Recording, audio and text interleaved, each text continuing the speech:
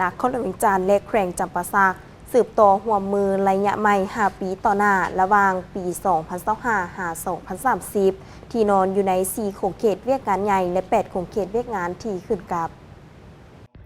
ผลสำเร็จการสืบต่อเซ็นบทบันทึกความมือระยะที่ 2 ใน5 ปีต่อหน้าระหว่างนักคนละวิจารณ์และแข่งจำปาสักได้มีขึ้นในวันที่ 4 มิถุนายน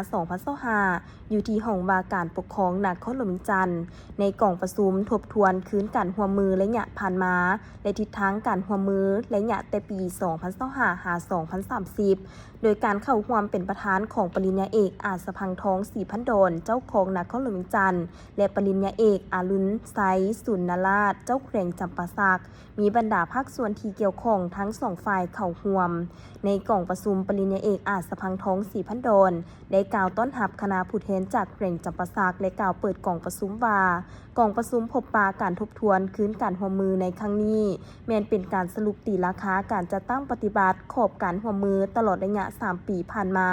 จากนั้นทานเจ้าโคงยังได้แสดงความขอบใจมายังทานเจ้าแครงที่ได้นำพาคณะมาเยี่ยมยามได้เฮ็ดเวียกร่วมกับนครหลวงวิจันทร์ตามบทบันทึกที่ทั้งสองฝ่ายได้เซ็นร่วมกันในปี 2022 หา 2025 ผ่านมา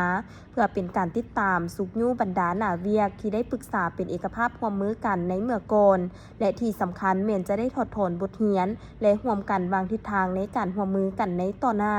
พร้อมทางสภาพแผนพัฒนาเศรษฐกิจสังคมของนครหลวงวิจันทร์ที่พ้นเด่นในระยะผ่านมา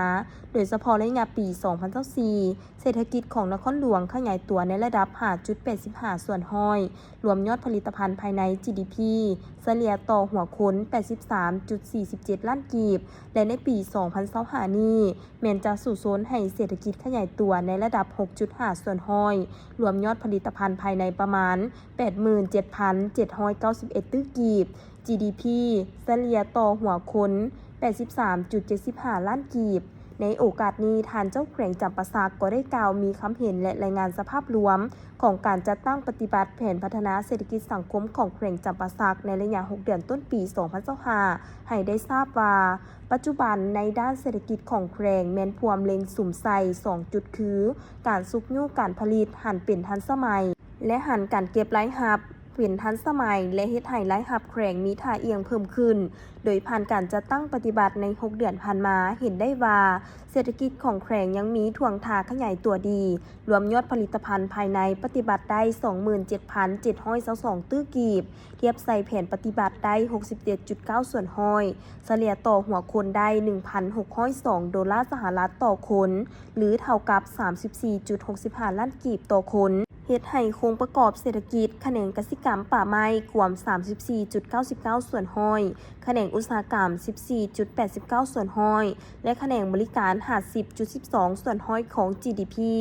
จากนั้นในกล่องประชุมก็ได้รับฟังการตีราคาผลสำเร็จการร่วมมือระหว่างนครหลวงวิจันทร์และแขวงจำปาสักที่ได้เซ็นบทบันทึกร่วมมือ2 ครั้งรวมมี6โขงเขตคือโขงเขตอุตสาหกรรมและการค้า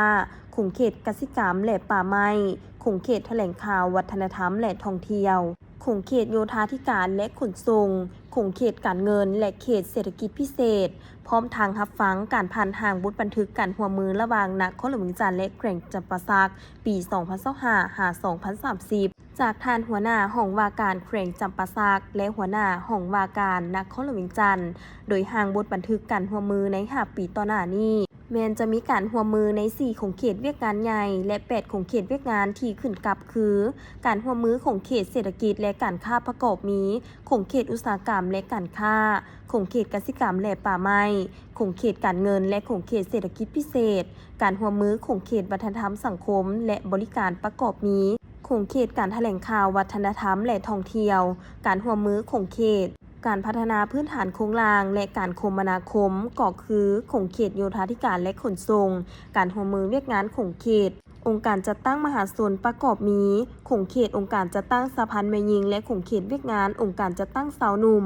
ในตอนท้ายพิธีปริญญาเอกอาจสะพังทองศรีพันดรเจ้าของนครหลวงวิจันทร์และปริญญาเอกอารุณไซสุนนราชเจ้าแขวงจำปาสัก ก็ได้ร่วมลงนามเซ็นบทบันทึกการร่วมมือระหว่างนครหลวงเวียงจันทน์และแขวงจำปาสักอย่างเป็นทางการระหว่างปี 2025 หา 2030 พร้อมทั้งเป็นสักขีพยานการเซ็นบทบันทึกการร่วมมือด้านวิชาการระหว่างแผนกแถลงข่าววัฒนธรรมและท่องเที่ยวและแผนกกสิกรรมและป่าไม้ของหัวหน้าแผนกทั้งสองภาคส่วน